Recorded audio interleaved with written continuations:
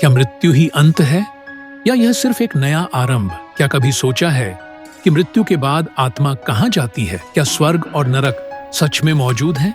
क्या पुनर्जन्म होता है? अगर आपके मन में भी ये सवाल हैं, तो आज मैं आपको एक ऐसी कहानी सुनाने जा रहा हूँ जो मृत्यु के रहस्यों से पर्दा उठाएगी। यह सिर्फ एक कथा नहीं, बल्कि सनातन धर्म के गहरे रहस्यों का आईना है।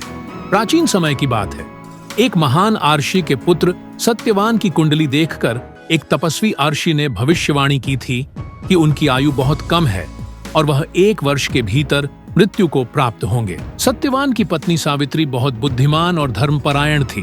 उसे विश्वास था कि प्रेम, भक्ति और संकल्प से मृत्यु को भी टाला जा सकता है। समय बीता और वो भयंकर दिन आ पहुंचा जब सत्यवान जंगल में लकड़ियां काट रहे थे। अचानक उनकी आंखें मूंदने लगीं, शरीर निर्जीव होने लगा और प्राण निकलने लगे। तभी वहां प्रकट हुए मृत्यु के देवता यमराज। वह आत्माओं को उनके कर्मों के अनुसार नरक या स्वर्ग भेजने वाले दिव्य सत्ता हैं। सावित्री ने यमराज को देखा और दौड़कर उनके पास पहुंच गई। वह बोली, हे यमराज, आप मेरे पति के प्राण लेकर नहीं जा सकते। यमराज मुस्कुराए और बोले, यह संसार का नियम है, जो जन्मा है उसे मृत्यु को प्राप्त होना ही होगा। लेकिन सावित्री हार मानने वालों में से नहीं थी। वह यमराज के साथ चलने लगी और अपनी वाक्पटुता से उन्हें प्रभावित करने लगी। हे धर्मराज, क्या यह न्याय है कि एक पत्नी से उसका सुहाग छीन लिया जाए? आप तो धर्म के संरक्षक हैं। यमराज सावित्री की भक्ति और तर्क से प्रसन्न हुए।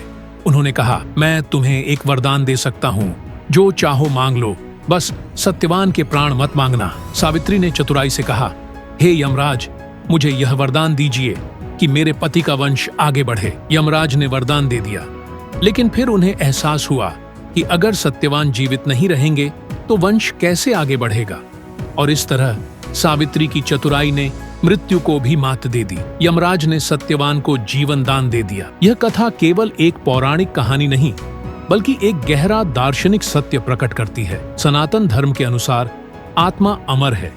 यह केवल शरीर बदलती है, जैसे हम पुराने कपड़े छोड़कर नए धारण करते हैं। कर्मों के आधार पर आत्मा को अगले जन्म में स्थान मिलता है। स्वर्ग और नरक स्थायी नहीं होते, बल्कि आत्मा अपने कर्मों के अनुसार वहां जाती है और पुनः जन्म लेती है। जब आत्मा सभी कर्मों से मुक्त होकर परम सत्य को प्राप्त कर लेती है, तब उसे मोक्ष मिलता है और वह जन्म मरण के चक्र से मुक्त हो जाती है। यह कहानी हमें सिखाती है कि सच्चा प्रेम, भक्ति और संकल्प मृत्यु तक को हरा सकता है। मृत्यु एक अंत नहीं, यह एक यात्रा की नई शुरुआत है। हिंदू शास्त्रों में इसे ही संस्कारों की शुद्धि और आत्मा की प्रगति का मार्ग बताया गया है। अगर आपको यह जानकारी रुचिकर लगी हो, तो इसे दूसरों के साथ साझा करें और सनातन धर्म के इस ज्ञान को आगे बढ़ाएं। कमेंट में बताएं, क्या आप पुनर्जन्म और मोक्ष में विश्वास रखते हैं? और क्या कभी आपने मृत्यु के रहस्यों को लेकर कोई अनुभव सुना या महसूस किया है?